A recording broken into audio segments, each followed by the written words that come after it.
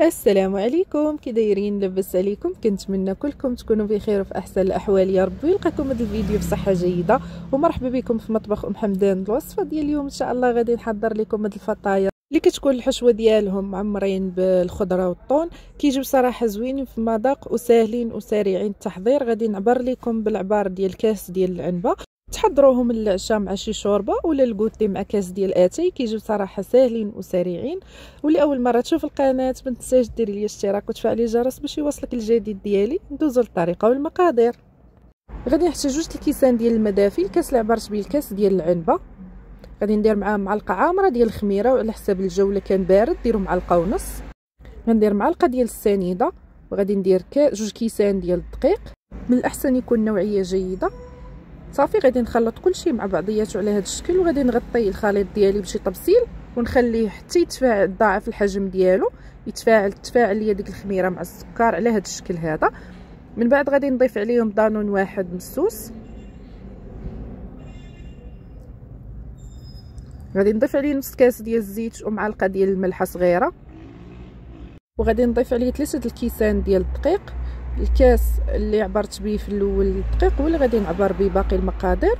غادي ندير بحال هكا الكيسان، غادي نزيد جوج ديال الكيسان. انا عندي في المجموع 5 الكيسان، وكاس غادي نخليه على جنب هو باش غادي نجمع الخليط ديالي. غادي تجمعوا العجينه ديالكم غير بشي معلقه ولا شي حاجه على هذا الشكل هذا. العجينه راه ما كتدلك ما والو، كيف ما شفتوا غادي نجمعها على هذا الشكل هذا. غير غادي نجمع العجين ديالي. الكاس الخامس بقيت كنضيف فيه بشويه بشويه، شاط ليا منه غير واحد شويه صافي. تقدروا ديروا غير النص ديالو، تقدروا ديروا كامل على حسب النوعيه ديال الدقيق ديالكم. كملت العجين ديالي بالجميع غير بيديا بحال ما هكا، بحال غير كنبقى غير كنجمع في العجينه. هاد العجينه ما دلكوها ما حتى شي حاجه. الاختمار اختمارت لينا في الاول ديك المرحله الاولى. صافي كتكون دابا واجده اننا نبداو نشكلوا فيها باي نوع ديال الفطاير بغيتو ديروها ديروها، باي نوع ديال الحشوات. عندي هنايا القرعه محكوكه، عندي بصله محكوكه، عندي جوج خيزوات محكوكين، والفلفله حمراء ولا خضراء ولا صفراء اي نوع عندكم، وعندي الطون. غادي ناخذ هذا الخليط كله، غادي ندير عليه الزيت وغادي نحطوه على النار حتى يدبان ليا بحال ما هكا. من بعد غادي نضيف عليه الطون اللي انا حطيت فيه الثومه، عندي فيه القزبر، عندي التحميره، عندي ديال البزار والهريسه وشويه ديال الزعتر. كيعجبني انا في الحشوات كيجي زوين. صافي وضفت المقادير كلها على الخليط ديال الخضره وحركتهم وطفيت على العافيه. هنا غادي ندوزو نشكلوا العجين ديالنا. على التشكيل تيبقى اختياري، كيف ما بغيتو تشكلوه شكلوا. انا غنشارك معكم هذا الشكل هذا. غادي تبداو تحاولوا ترشوا سطح العمل بشويه ديال الدقيق، ما هي كتكونش قاصحه بزاف، كتكون خفيفه شويه ولكن تتجمع. صافي وغادي نبدا نسرح فيها بالمدلك على شكل مربع.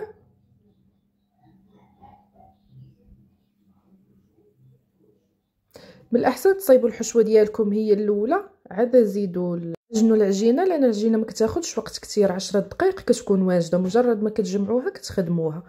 غادي ناخذ الحشوه ديالي اللي كتكون بارده، غادي نضيفها فوق العجينه اللي درتها على شكل مربع. انا شويه درتهم هادو درتهم طوال. من الاحسن تقسموا العجينه من النص وتشكلوهم كيجيو صغيورين، تيجي الشكل ديالهم زوين. فسرحت الحشوه ديالي كيف ما شفتوا النص ديال العجينه، والعجينه الباقيه ضفتها من الفوق. صافي وغادي نبدا نقطع على شكل اشريطه. انا قطعتهم هنا بقطعه ديال البيتزا، تقدروا تقطعوا غير بالموس، غير هذه جاتني سهل.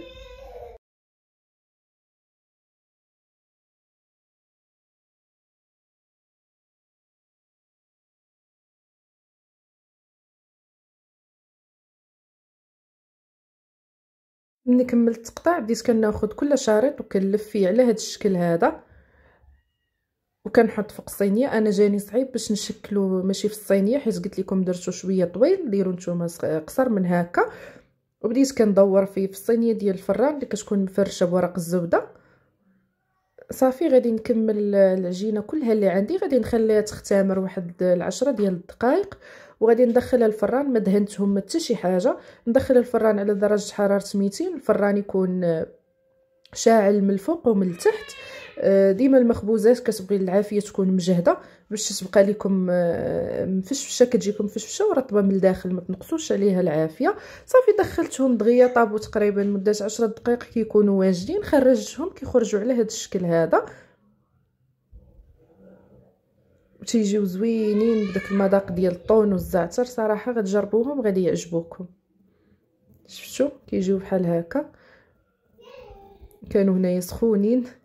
وكانت هذه الوصفه ديال اليوم، كنتمنى تعجبكم وتجربوها. ما تنسوش ديروا لي اشتراك وتفعلوا الجرس باش يوصلكم كل جديد. شكرا على المتابعه ومع السلامه. انا غادي نحل معكم وحده هنا باش تشوفوها كيفاش كتجي من الداخل، ومع السلامه.